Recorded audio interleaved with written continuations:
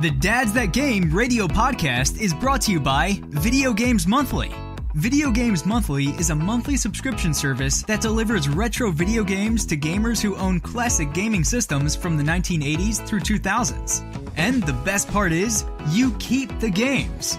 Check us out at videogamesmonthly.com. Live from his wife's basement, still gaming into their elder years. This is the Dads That Game radio podcast. Now, here are your hosts, Michael Wolf and William Small.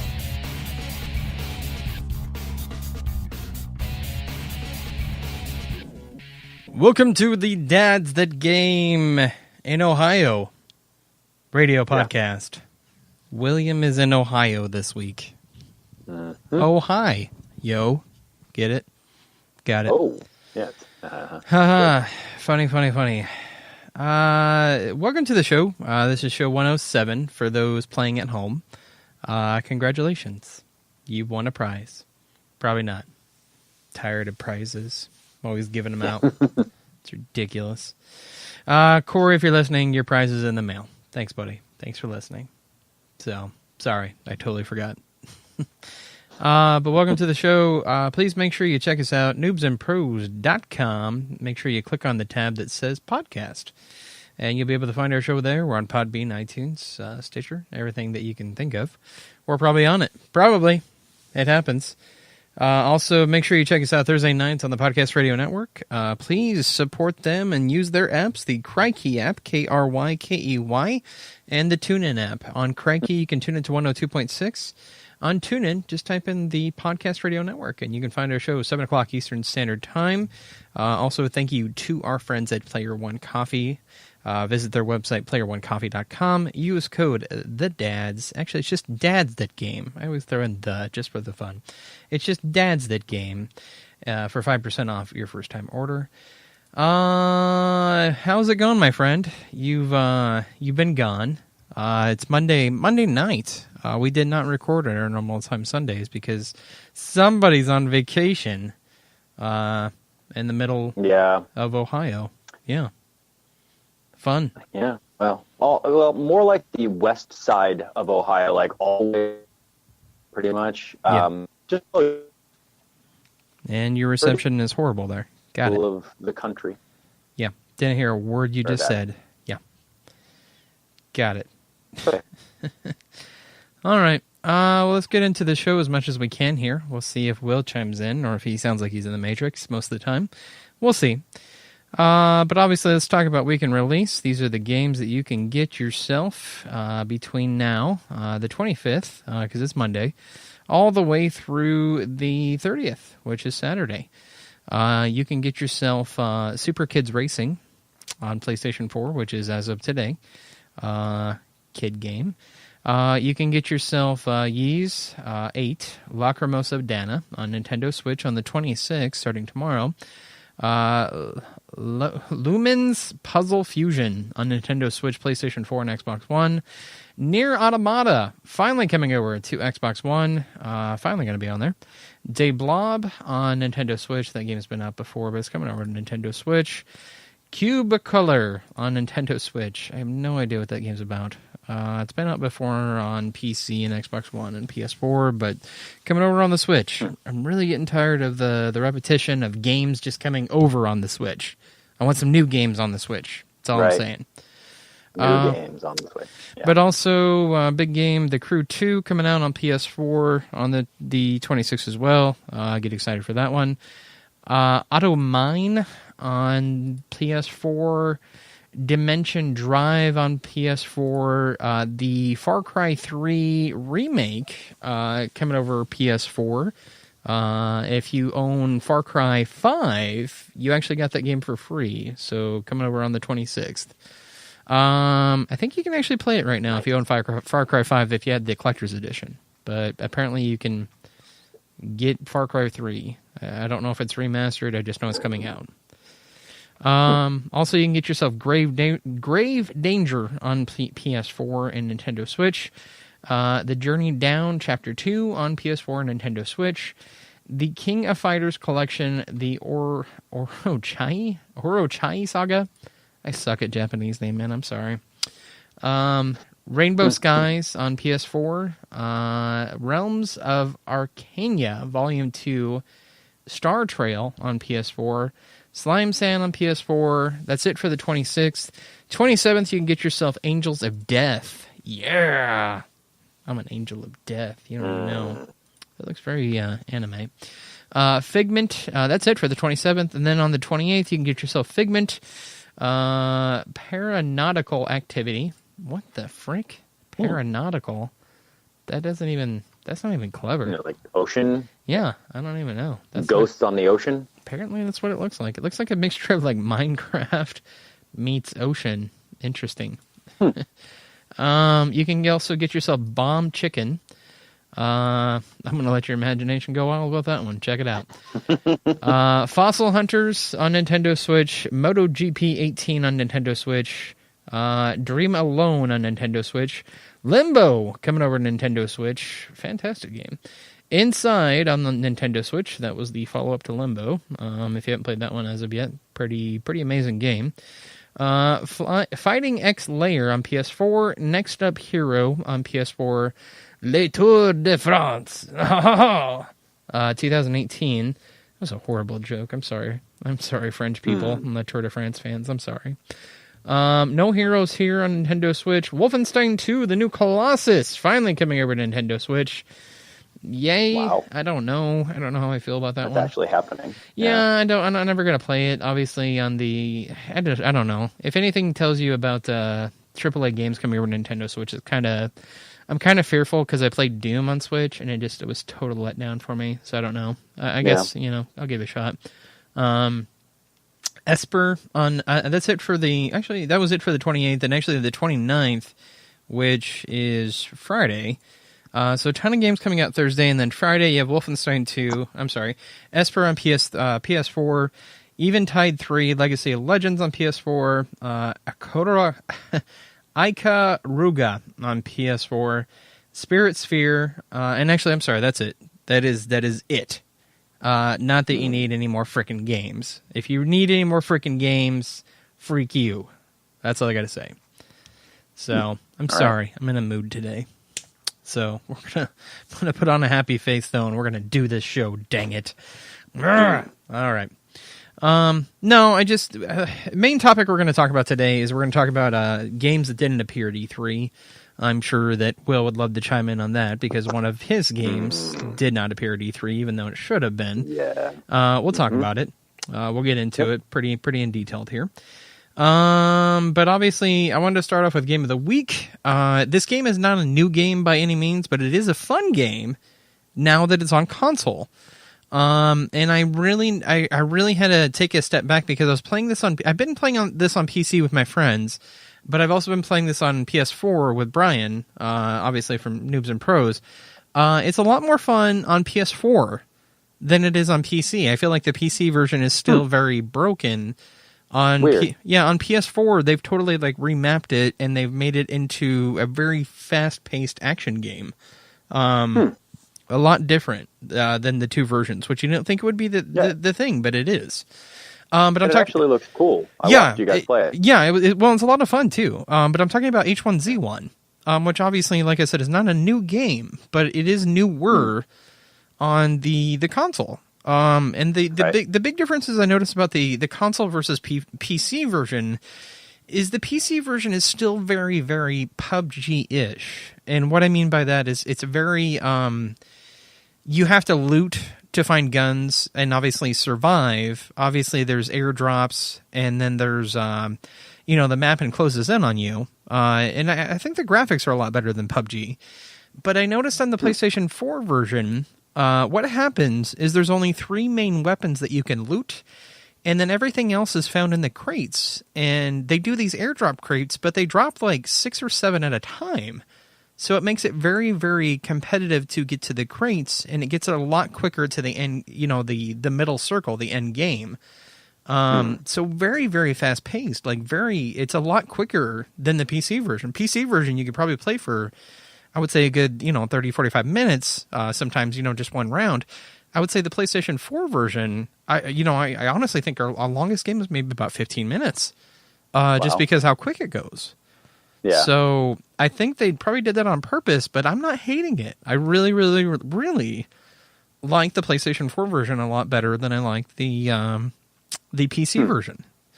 So it's just such a huge difference from normal, what you would normally say for that kind of game. Yeah, definitely. I mean, it just, like I said, I mean, I don't hate the PC version whatsoever. I think the PC version's just, fantastic. But like I said, I don't see as much support for that one as they did for the PlayStation 4 version.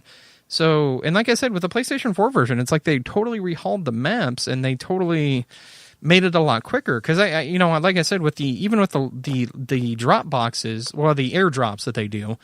Like I said, they dropped like 6 at a time on the PlayStation 4 version, and it's like 1 or 2 in the PC version still. So it's very, still like PUBG pretty much if you're a fan of that genre. And there's another Battle Royale game that we're going to talk about in the news today too. I thought was very interesting, and it actually looks pretty amazing. It's a $30 Battle Royale game, but I thought it was worth a minute of our time today.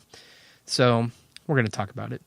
But yeah, I don't hate it at all. I think it's fantastic on PlayStation 4. Like I said, it's really fast paced and it's a lot of fun. So if you have a PS4, it's a free game. So I mean, you can't really go wrong. So that is my game of the week. I don't know. Right. You want to throw in a hat of any games you've been playing lately? Hollow Knight. Absolutely. If everybody can hear me and I'm not coming through the Matrix, Hollow Knight has got to be my new favorite Metroidvania game. Yeah. I never played it when it was on anything else. I got it on the Switch when they said it was announced, and I can't put it down. Fun. Like, it's so much fun. The atmosphere, the sound, everything about the game is really, really cool. Yeah, very cool. No, I've always loved the Hollow Knight series. I played it on, I'm trying to remember, PS4, and I do own it on the Switch. So, yeah. A lot of fun. It's pretty, and it's just fun. Yeah. So, but speaking of more video games, because I want to get into the news, because there are a lot of things I want to talk about today. I hope you guys, I mean, because I would say there's 2 times of the year that I can honestly think of that you really need to hide your wallet. Summer being one, and then obviously, around Christmas time, like around holidays would be another. The reason being is because this Steam summer sale is live right now, up until July 5th. Yeah, I tell you what, between like Toys R Us going bankrupt and, obviously they have like sales for like 60% off right now. And Toys R Us is only open for like, I think another like 5 days, like tops where I live. But all their toys were like 60% off. And that was insane. So I pretty much bought my daughter $250 worth of toys, and I spent like $80. So nice. That tells you how good of a deal is going on right now. But she's gonna have a fantastic birthday, is all I'm gonna say. So pretty much everything that she ever wanted, she's gonna get on her birthday because of these reasons. Yep. But the same thing with Steam sale. Like, I mean, they've had obviously Grand Theft Auto's on there. I saw The Surge was on there today. They had Dark Souls 3.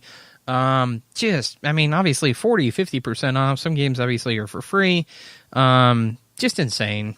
Yep. So it's always just one of those times of the years where it's like you just really have to save money. So but no, I would say I got the Forest through the Steam summer sale. Did you? And it's really good. Yeah, no, I love it. I can pull up some of these deals that they're going on today. Hold on one second. Obviously, it doesn't mean anything right now. Obviously, every day it resets. But there are some deals that obviously stick around for a while. So let's check it out, shall we? Yeah, let's do that. But I mean, obviously, well, right now they have the South Park, the Fractured But Whole, 1979, 67% off.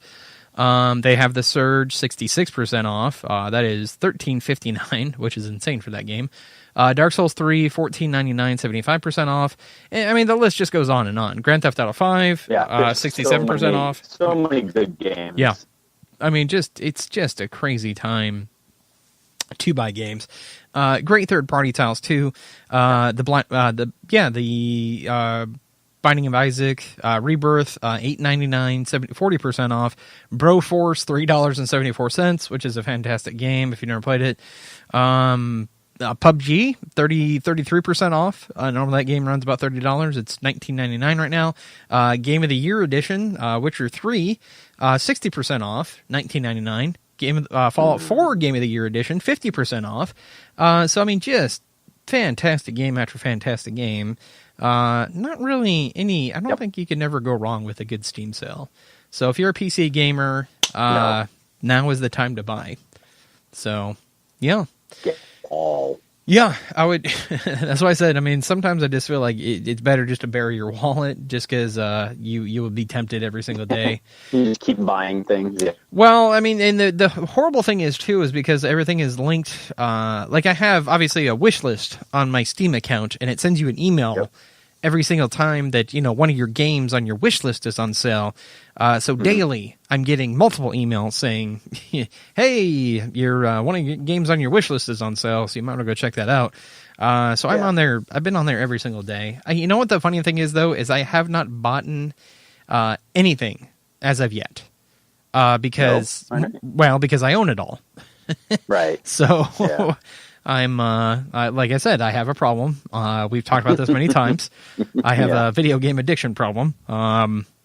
Seriously, I made fun of this. We're streaming now with Noobs and Pros. We have a live show. So make sure you check that out. It's usually Tuesdays or Wednesdays. I don't think we've hammered out the details as of yet, but we're going to start doing that weekly. It was funny because I brought this point up is that, they classified video game addiction as a mental disorder. And I was like, yes, because now I can get, disability checks for being a gamer. So I'm actually pretty stoked about that. Absolutely. Yeah, I'm pretty stoked about that because I have an addiction and I really... I don't know how to beat it. Like, I don't know if there's a 12-step program. Like, you just disconnect from the world. Like, you go in the woods like Will is right now and just disconnect for a week. I don't know, man. I'm twitching right now just because I'm not playing something. So I'm actually, that's not true. I'm actually playing a game on my phone as I'm talking. Kidding. That's how bad it is sometimes. I don't know. No, I don't think I have an addiction. Like I would say back in the day, like when I played MMOs, like I would say that I probably had the addiction. My biggest thing is like I get bored super easy. And like I said, like some games will catch my point for, they'll capture my attention for at least a week or two. But then after that, it's like I'm just on to the next big thing, And I think in today's society where we're so tuned in and so connected and so like everything is just always at our fingertips, it's hard being a gamer. It really is. Because like back in the day, like I can remember, being a kid, you really didn't hear about video games except for like, there'd be the occasional commercial for the, the actual system itself, but they didn't promote games. Not at all. Like they do nowadays. They really didn't. You would read like Nintendo Power Magazine or you just go to the store and look at the whichever one had the coolest box art, you would go buy that. Yeah. That was it.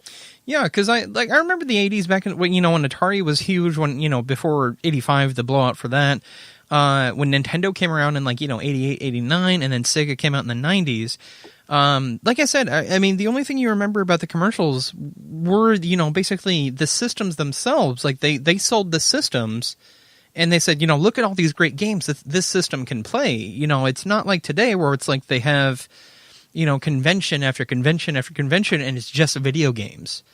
It's not, the word developer meant nothing back in the 80s, and now it's like today these people are rock stars. It's like, oh my God, what's this developer doing, or what's this developer said, and we're hanging on every word, and we're reading tons and tons of articles about like what they're doing or where the development of this game is. And I felt, obviously, like I said, I think it's just the world we live in now, where just everything is so more connected than what it used to be.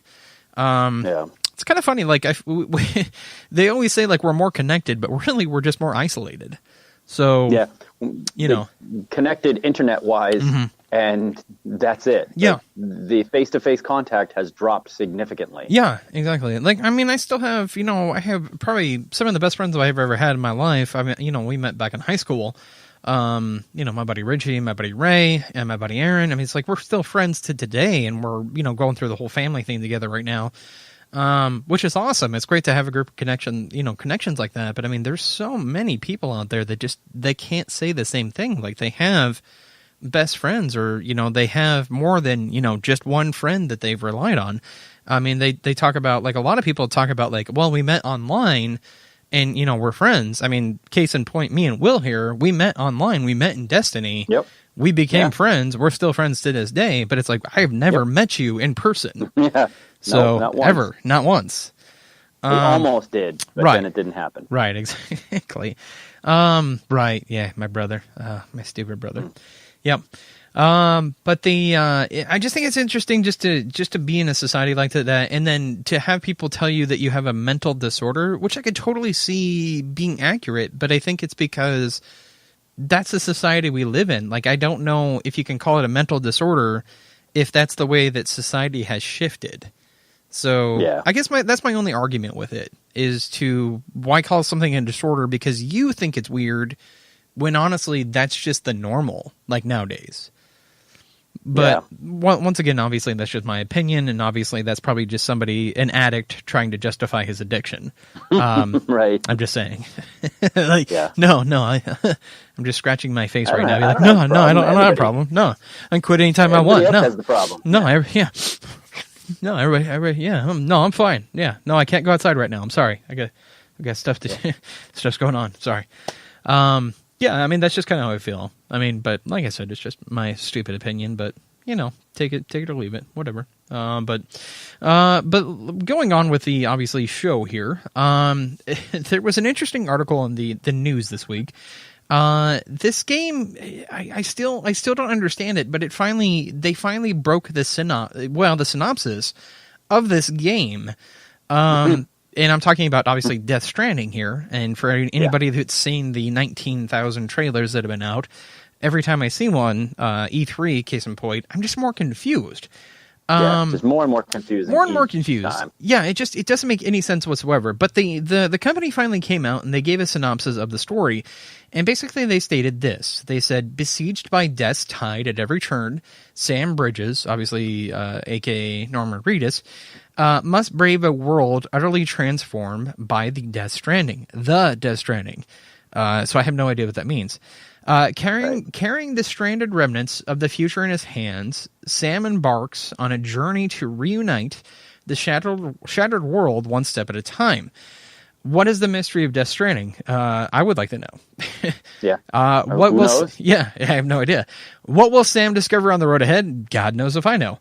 We don't know. Yeah, and then it says a genre-defining gameplay experience holds these answers and more. Great. Fantastic. I'm still confused. That's like the Riddler answering. Even more confused after they've said that. Right. That's basically like they hired the Riddler to write that synopsis for them. Like, that's how I feel. Like, seriously. Like I said, I'm excited to hear that obviously Kojima is doing this game. I'm excited to hear that obviously he has his own studio and that things are going, swimmingly for him, and that, obviously, Konami's out of the picture and Sony's, backing him 100%. It's healthy for the both of them. Probably not Konami, but there's stories we can tell about that one too. I just don't know. Like I said, I'm kind of at the point to where I'm sick of it. And I don't want to knock the game because I think the game looks beautiful and I think it's going to be an amazing game. I think it's going to be a 10-star game. I'm sure it'll be amazing when it actually happens. It'll be cool. But but I don't want to hear any more about it until it actually happens. Out. Yeah, if I see one more trailer without a release date, I'm at the point where it's like I'm really set off by this because it's like they keep teasing and teasing and teasing and teasing. And I mean, I know it's exciting, but enough is enough. Like, seriously, at what point do we say, I really just I don't care anymore?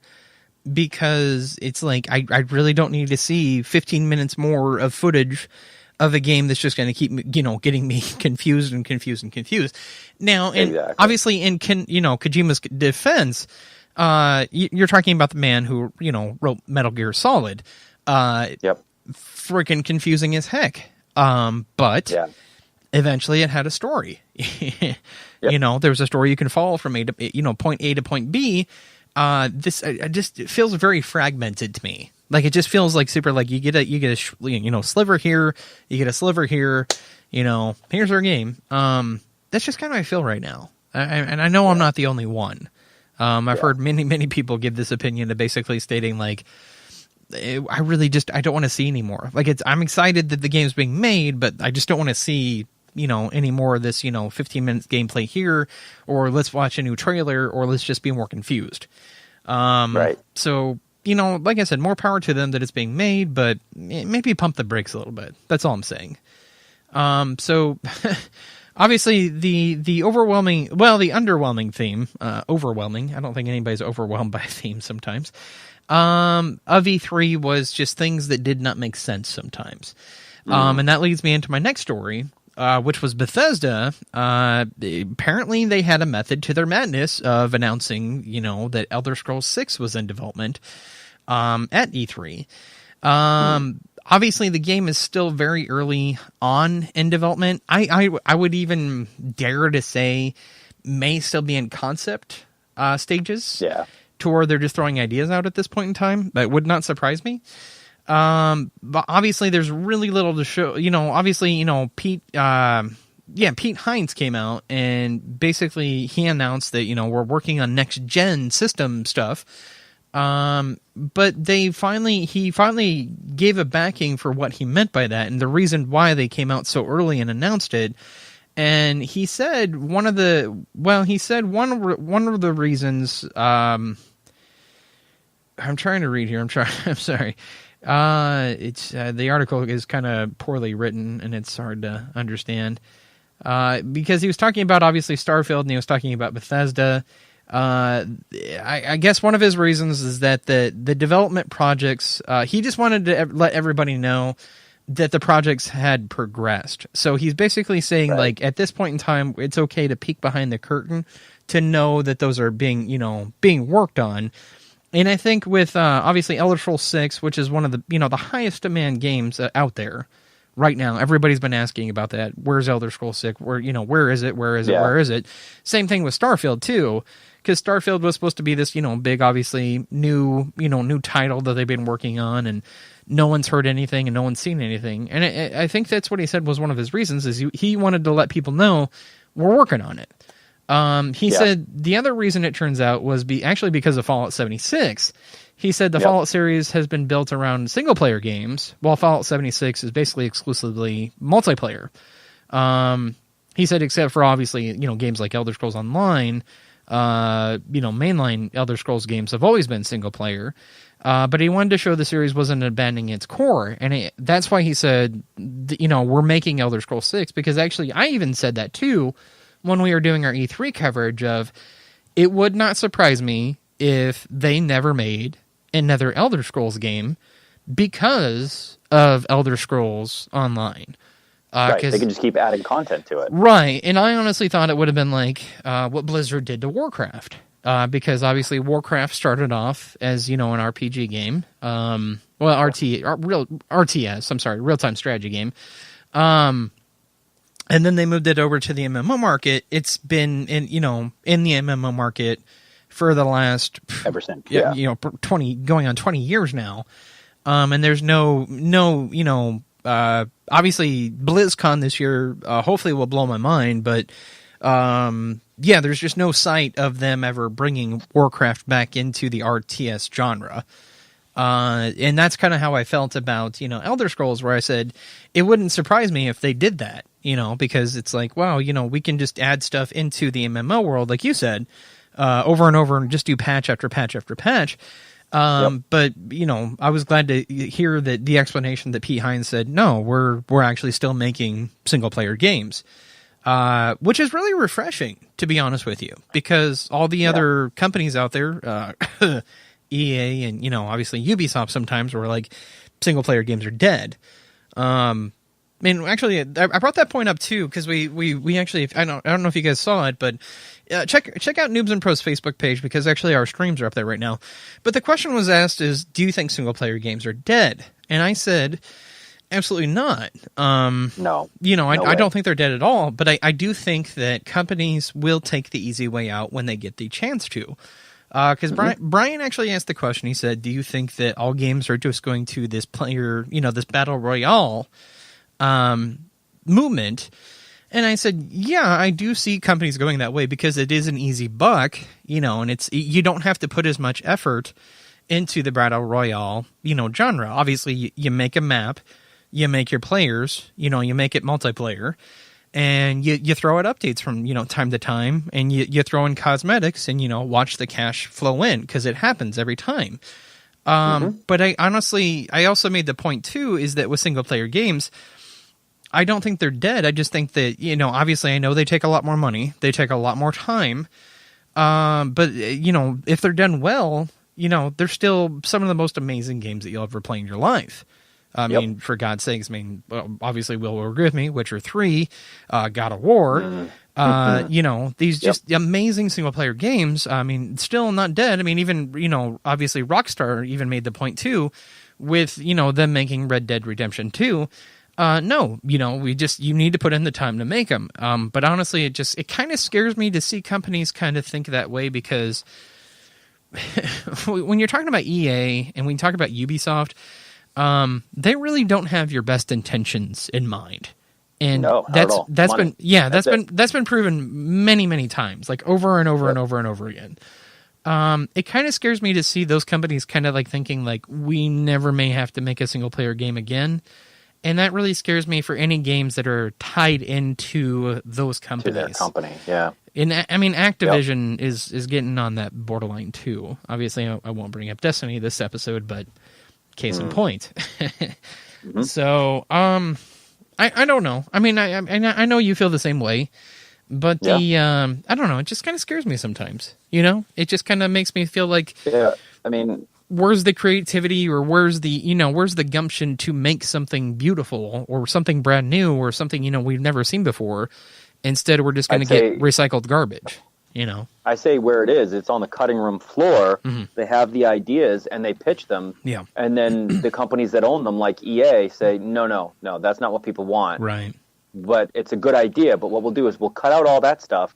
And instead, we'll just add it as a multiplayer component. Right. And we'll just be able to, make all these small little bite-sized bits of it and sell each one as an additional fee. Yeah.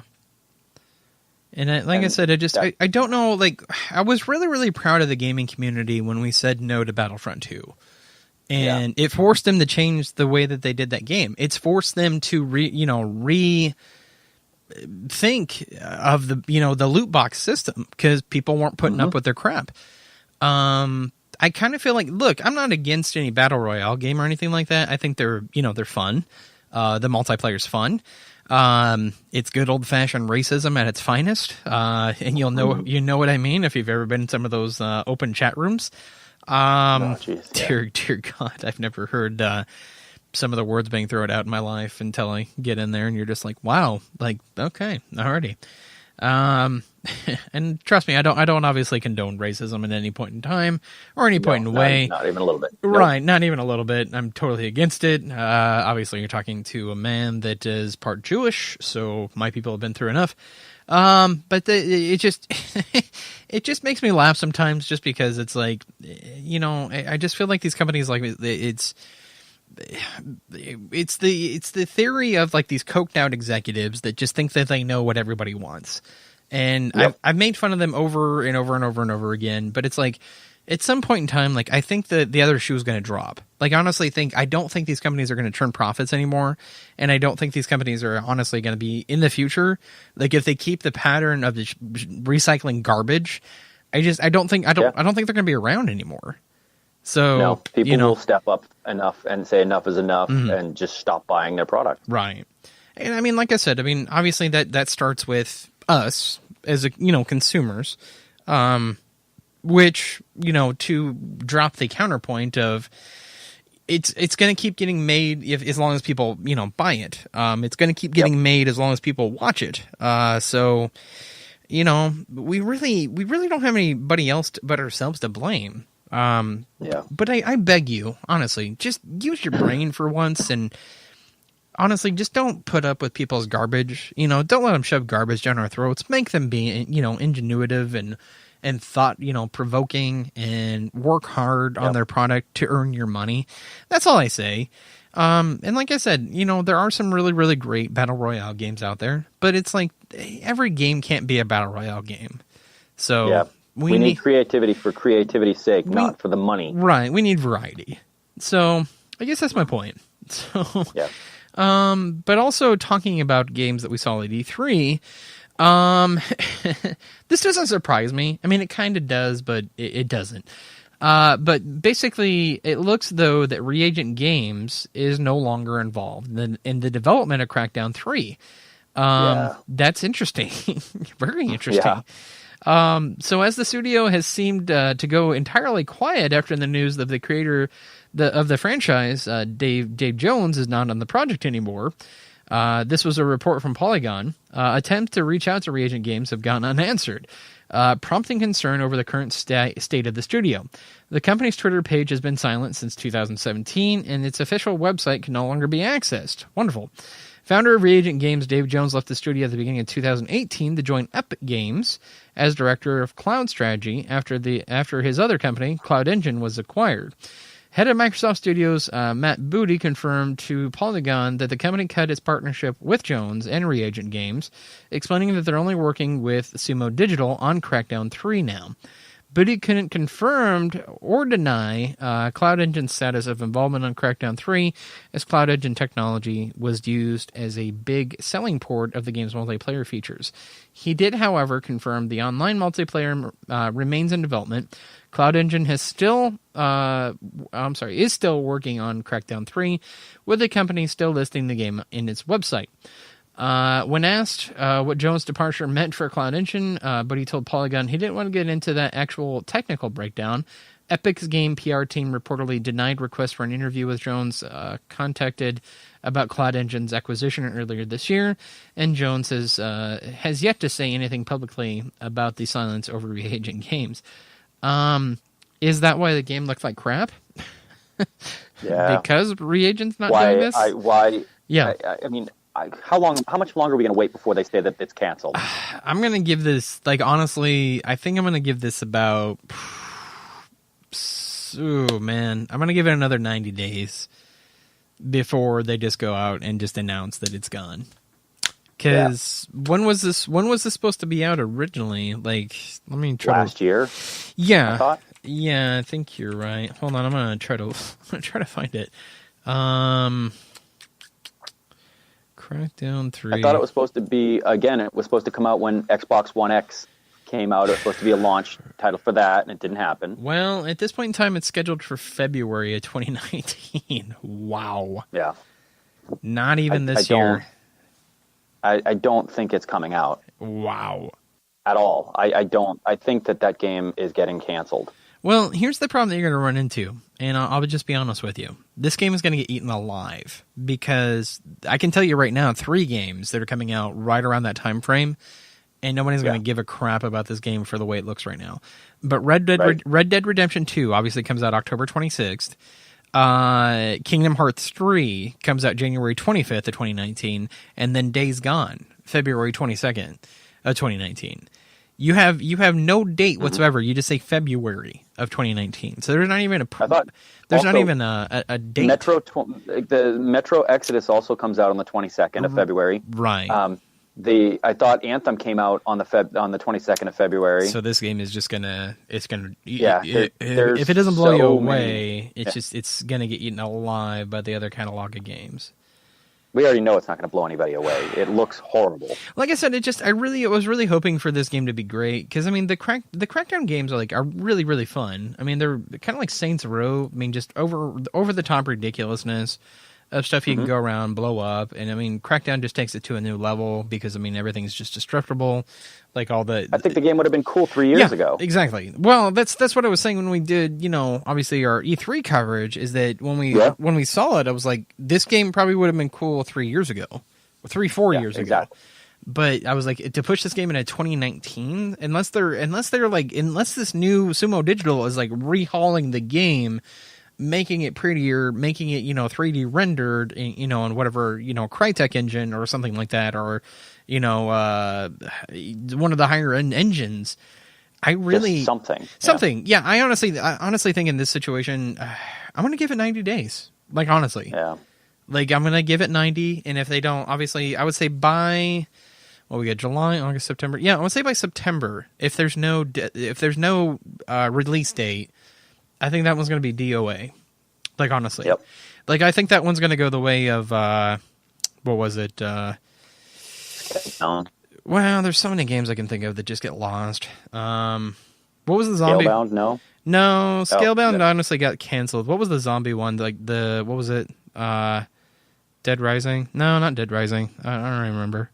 So, it was by Silver something. I don't remember. Sorry. So the other, the Dead Island game? Dead Island, yes. Dead Island 2. Yeah. Like, honestly, the studio went under and the game just got lost. So, I don't know. Like, I don't know what they're going to be able to do or how they're going to revise it. I honestly think, and I know obviously Microsoft is trying, you know, they proved that at E3 this year is that we realized that we got to focus more on video games. So hopefully, I mean, they can put some more backing to it, or they can help them develop it the way it needs to be developed. But it just doesn't sound good for that game.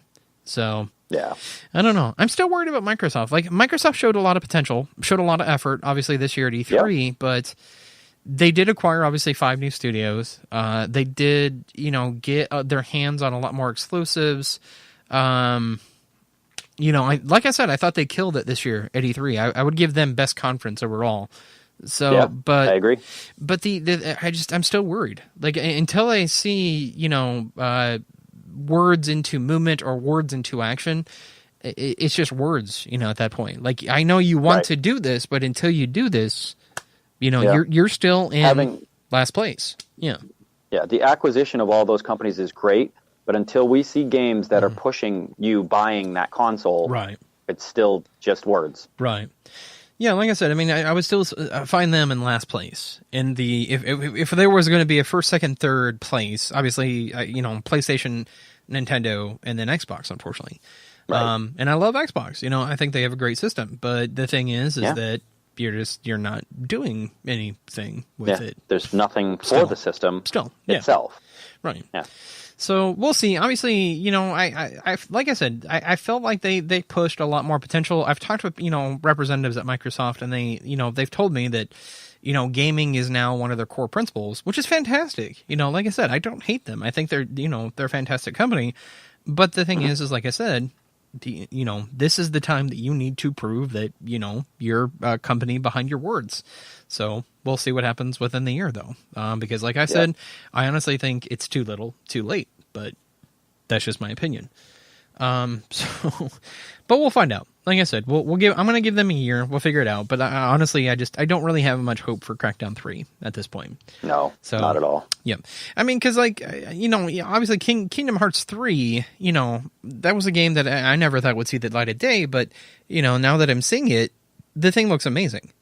You know, it does look really nice. Yeah, it just looks like, you know, this was worth waiting for. Like, this was worth the wait. The gameplay just looks, intense, and, you know, the combat system looks absolutely beautiful.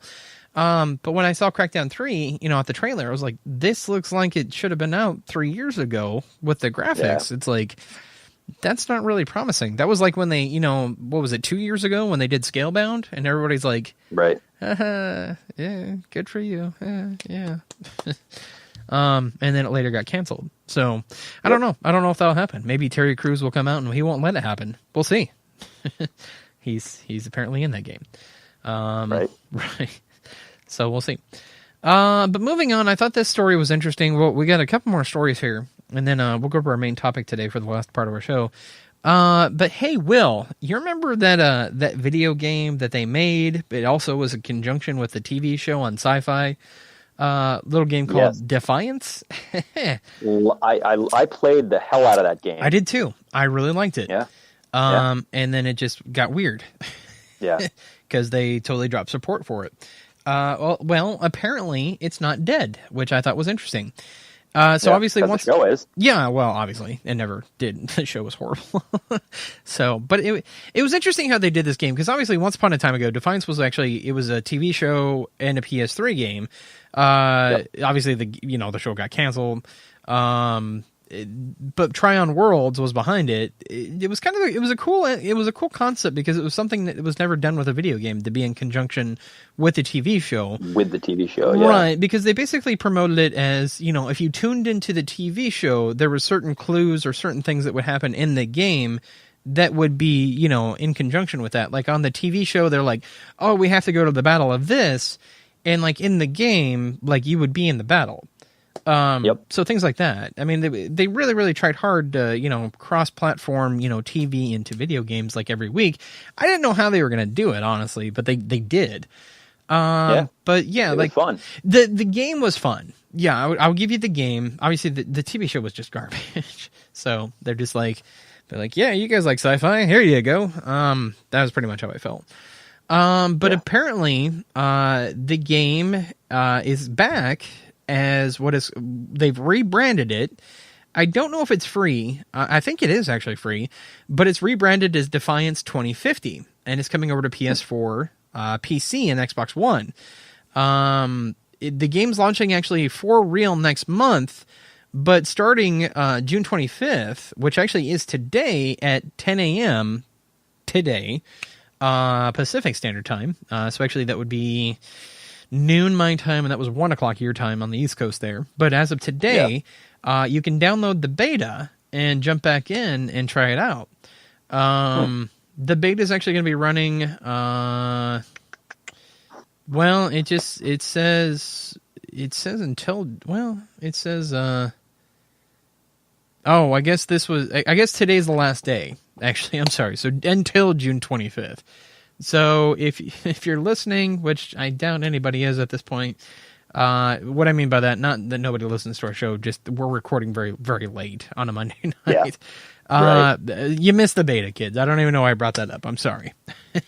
So if you're listening, if you're listening tomorrow or listening to us on Thursday nights, forget it. But just know that Defiance 2050 is coming back.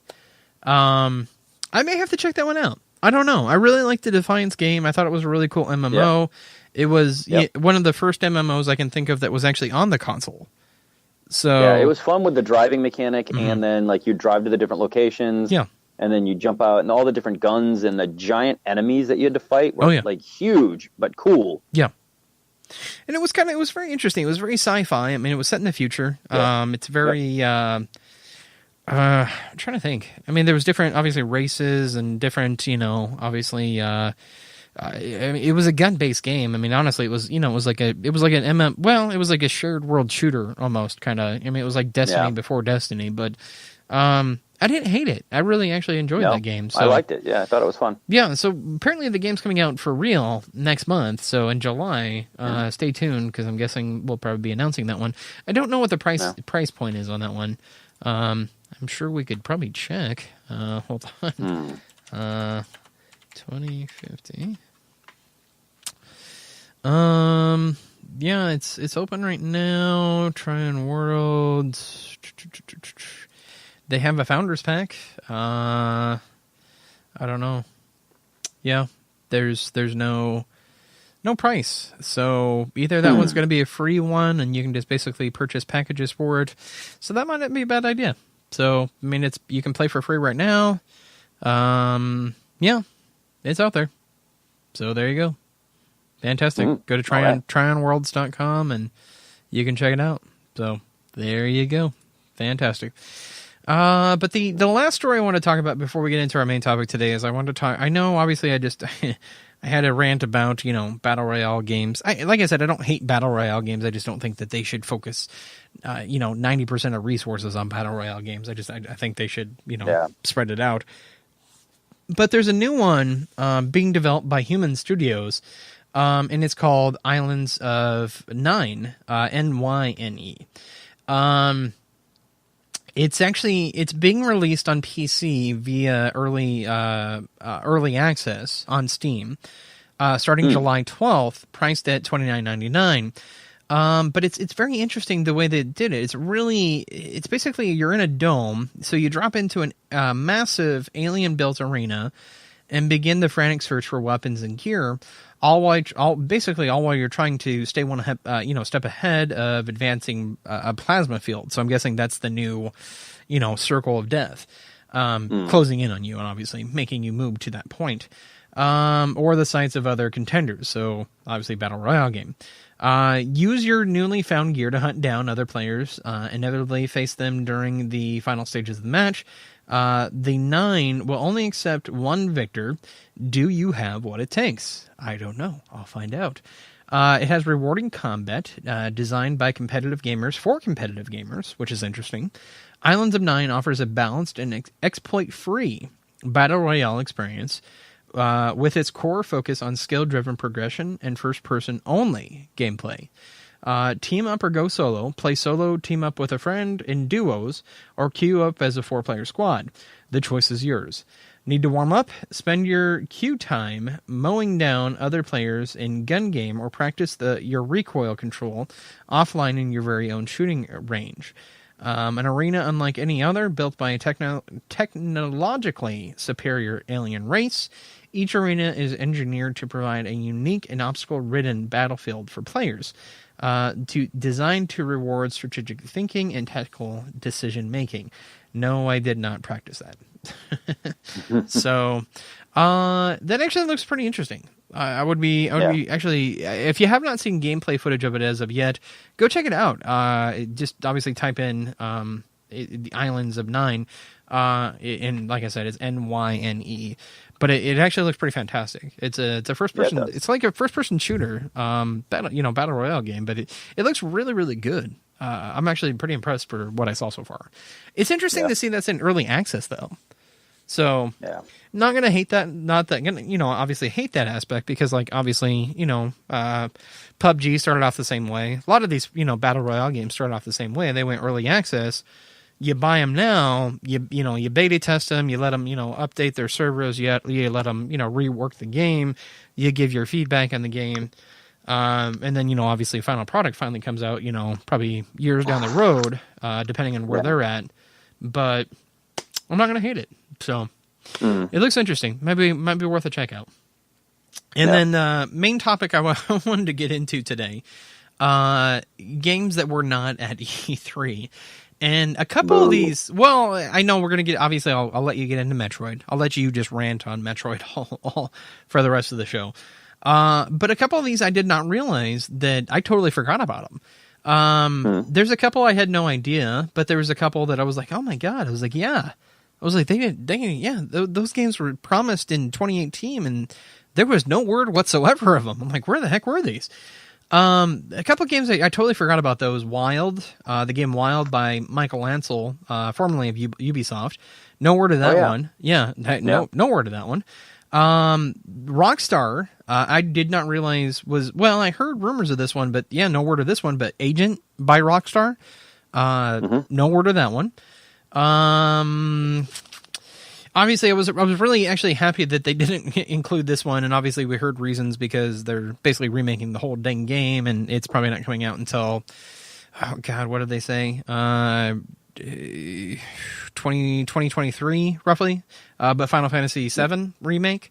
The game that's never coming out. Pretty much, yeah. It's going to be on the 30th anniversary. 35th anniversary, actually. If it makes 35th, makes you feel makes you feel even more old because God, 2023. Whew, that's a long ways away, man. That's a good 5 years. But and I heard basically they're not making the remake anymore. It's like basically they're making a new Final Fantasy VII game. So like a totally reimagined Final Fantasy VII.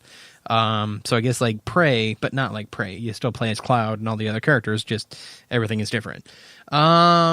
Interesting. Yeah. But the other games that I really had to take a step back for, no word to Biomutant, and then no word to Darksiders 3 at all. But they said that they weren't going to be there, remember?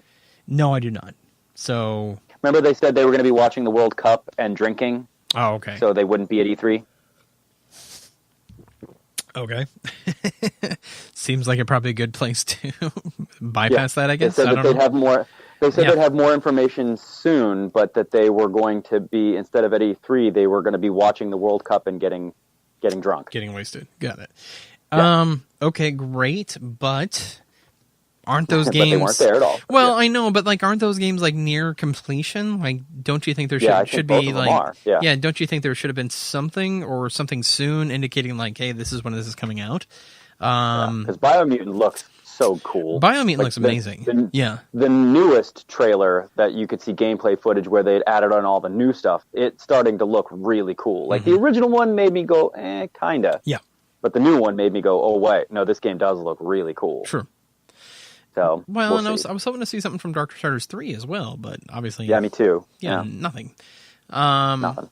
But then, obviously, like I said, I'll let you rant on this one. But and Reggie said that Reggie Fils-Aimé, obviously from Nintendo, North American president, he said it would be unfair to show this game at E3. But no Metroid Prime or Metroid game whatsoever, Metroid Prime 4 or Metroid Renegade nothing. Or whatever they were going to call it. Nothing whatsoever. Okay. Like, and don't get me wrong, I thought Nintendo had a great conference. I don't think they had the best conference. They had a good conference. Then obviously, rumor is obviously next year they're going to be doing the live conferences next year. So they're bringing those back instead of just doing these tree houses. I don't know. Like I said, I was really hoping for more, like, out of them. Like, I mean, because we read that. I didn't. Well, we read that rumor list about obviously maybe a possible, F-Zero game, maybe a possible Punch-Out game, maybe a possible, obviously Metroid game. And we got Fortnite and we got Smash Brothers. Yep. Great. Lots of Smash Brothers. Lots of Smash Brothers. Lots and lots of Smash Brothers. And I'm excited to see that they've, they're remaking Smash Brothers. Great. I mean, Smash Brothers is a time-honored traditional game that's pretty much been on every system since, I don't know, well, 64 probably. Roughly. Yeah, but you know what game's been on pretty much every system ever? Metroid. That Nintendo's had? Metroid. Yeah. Oh, Metroid. Yeah. That would be Metroid. Yeah. Yeah. That would be Metroid. The last Metroid came out. You're getting sucked into the Matrix. That's because I'm so angry. I know, it's okay. Okay, I think you're good now. Go for it. Yeah. No, I was saying that what did the last Metroid game come out, or the Metroid Prime game come out? It was like 2005-ish? Yeah, roughly. So just the fact that they announced it last year and it was just the words, I expected that by this year it was going to come out guns blazing with a release date. Well, I guess it just depends on what your definitions of release, though, is, because they did have the 3DS version. So I don't know. But that's not the same game. That was a different thing. Sure, I understand. But I guess, well, yeah, I mean, if you're specifically talking about Metroid Prime, yes, you are correct. Yeah. So, I don't know. I like I said, I can't fault Nintendo for this because, honestly, like, I kind of have to go by what Reggie said, and he thought it would be kind of unfair. And usually, when he says unfair... Hey, buddy! I don't think he was talking about, like... You were wondering where you were. I don't know who you're talking to right now, Will.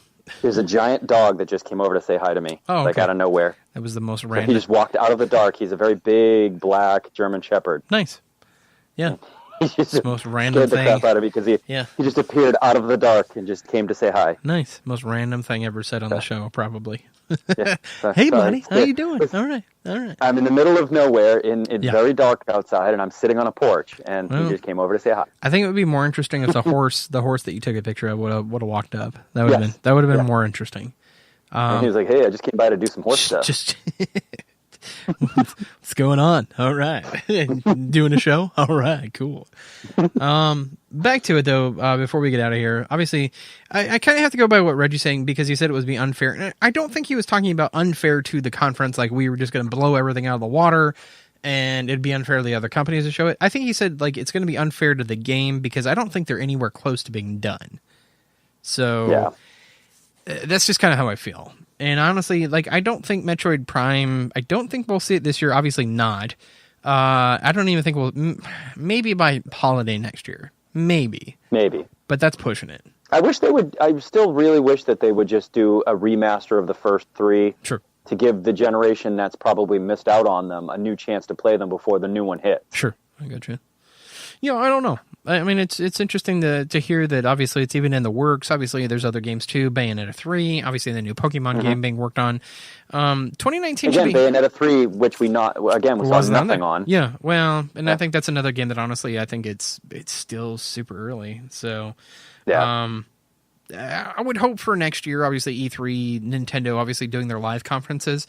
I honestly think like if they are going to go back to live conferences, like they're going to come out like guns blazing, like, you know, mushrooms falling out of the sky and Mario is just sitting up there just, you know, growing and growing and growing and just exploding, you know, exploding in the air because of all the stuff that they're going to announce if they're going back to live shows. I know that was a stupid analogy. I'm sorry. But I think next year probably for E3 for Nintendo, I think it's going to be amazing, especially since they're going back to live shows. So I think maybe next year's E3 we'll see Pokemon, we'll see Bayonetta, and we'll see Metroid. Hopefully. Yeah, I hope so. Yeah. I hope so. So either that or it's just going to be a big disappointment and everybody's just going to be like, yeah, you can just stick to tree houses. That's okay. Yeah. So we got to get out of here, though. That was our time. We do thank you for listening. Please make sure you check us out Thursday nights on the Podcast Radio Network. Crikey and TuneIn apps are more than happy to be downloaded for free. And you can use the information I gave you at the beginning of the show to find that information out. Make sure you check out our website, noobsandpros.com. Like I said, just click on the tab that says The Podcast, and you'll be able to see our show right there. So any support you can give us is more than welcome. So we will talk to you next week, hopefully at the regular time and regular hour. I don't know. When Will's coming back from Ohio. Maybe he'll just stay in Ohio with his dog. Yeah. So we'll see. His dog and his horse. Yeah. But we'll... we got to go. Obviously, I'm Michael Wolf. He is William Small. And we do thank you for listening. We hope you had a good time. Bye now. Thank you for listening to the Dads That Game radio podcast. Email us your questions and hate mail to dadsthatgamepodcast@gmail.com.